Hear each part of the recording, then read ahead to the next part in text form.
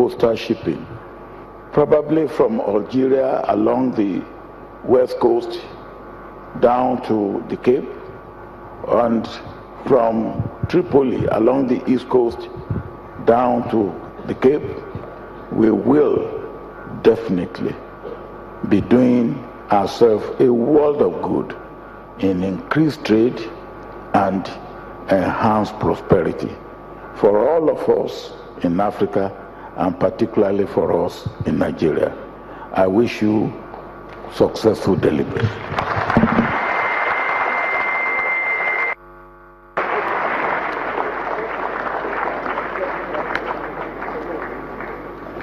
Please, let's keep clapping until the former president gets to his place.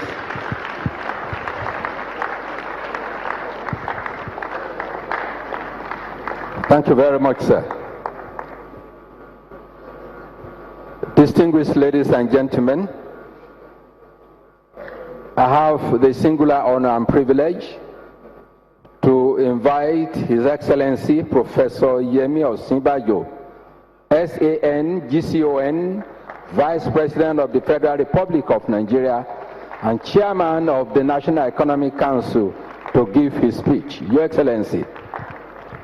Let's keep clapping until he comes here, please.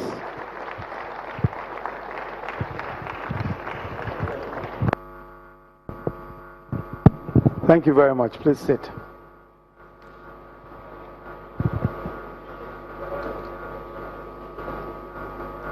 Your Excellency, the former President of Nigeria, Baba Olusegun Obasanjo, GCFR, and thank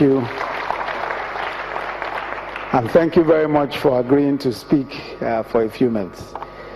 Your Excellency, the Governor of Ogun State, Senator Ibikunle Amosun, the Chairman, Senate Committee on Industry, Senator Sam Egu, and other members of the National Assembly present.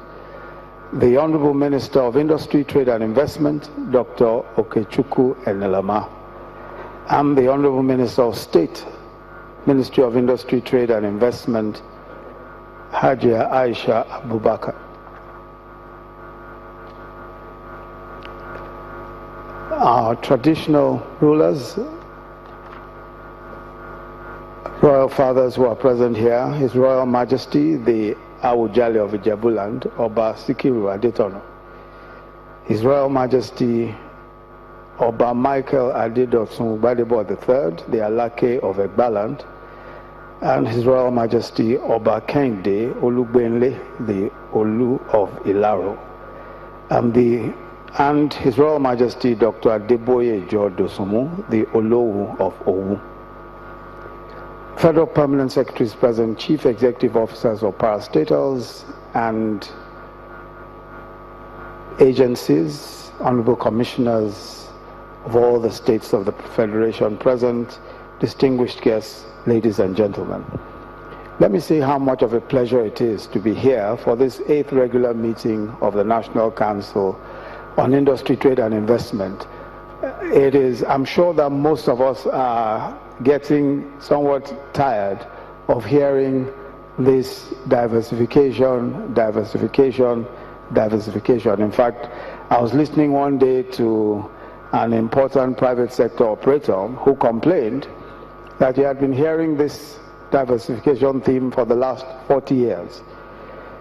So the issue is, how do we get it done? What do we need to do to get things done? And I'm sure that most of us agree that in our country, we are not short of plans, we are not short of policies, we are not short of great ideas. The issue always is how to get things done. So the question for us always, and I'm sure that the question for you here at this special meeting, will be how exactly do we get this diversification done. I'll just cut through a few of the policy issues that underpin our own, the federal government's diversification efforts. I'm sure that most of us agree that monetary policy is crucial in practically all of what we'll be doing.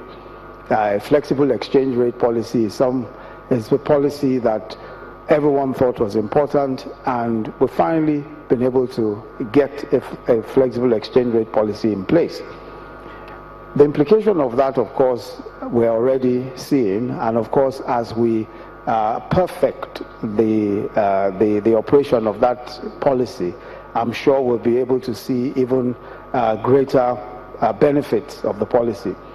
Already, on account of our relatively weak currency, it is cheaper, of course, to export agricultural products. And I'm sure that many are already hearing about what's happening in the farms, in the farming areas in the north, where people are coming from North Africa, coming to come and buy our produce because, of course, of the weak currency. Now, a lot of that exchange is informal, but it does point to the potential that it is possible for us not only to produce enough, but to export sufficiently.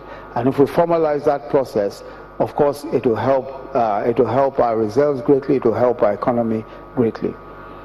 And so the exchange rate regime is very crucial in whatever it is that we choose to do. And we think our commitment to a flexible exchange rate policy is a very important issue. The other point, and the Honourable Minister for Industry, Trade and Investment has already mentioned the Nigerian Industrial Revolution Plan. I'm not going to go into all of that, but I think it's important to point out that global competitiveness is critical. We simply have to be competitive.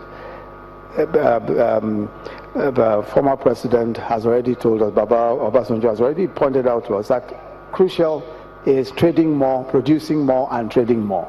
We simply need to increase productivity, not just in farming, not just in our farms, but also in manufacturing.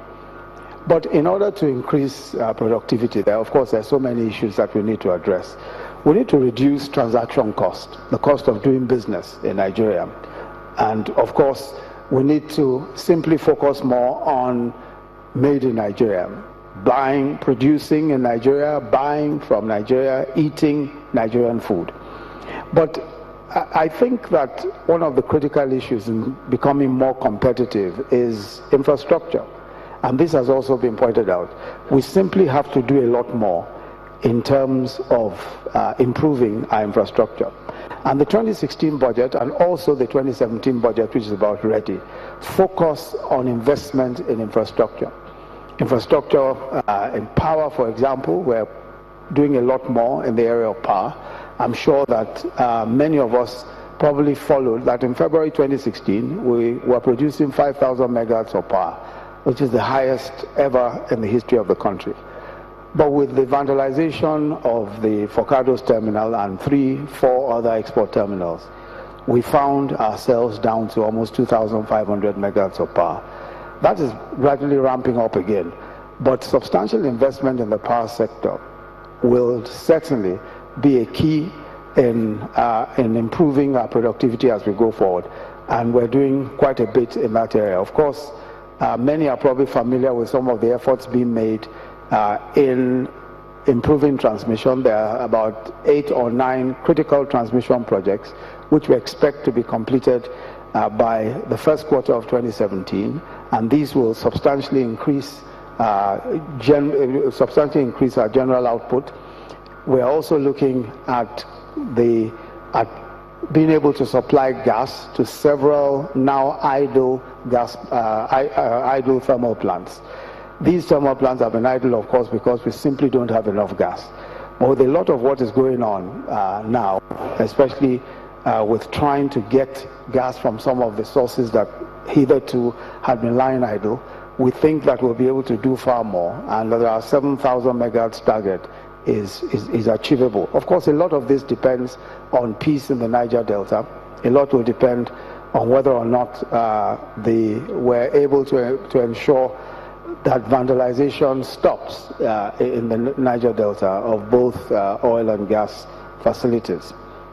The liquidity issue in the value chain, for those who are familiar with the power sector, of course you know that there are problems generally with the whole issue of substantially compensating generation, transmission and distribution. At the moment, a lot of debt is owed across the entire value chain. and that is preventing further investments in that sector. There are also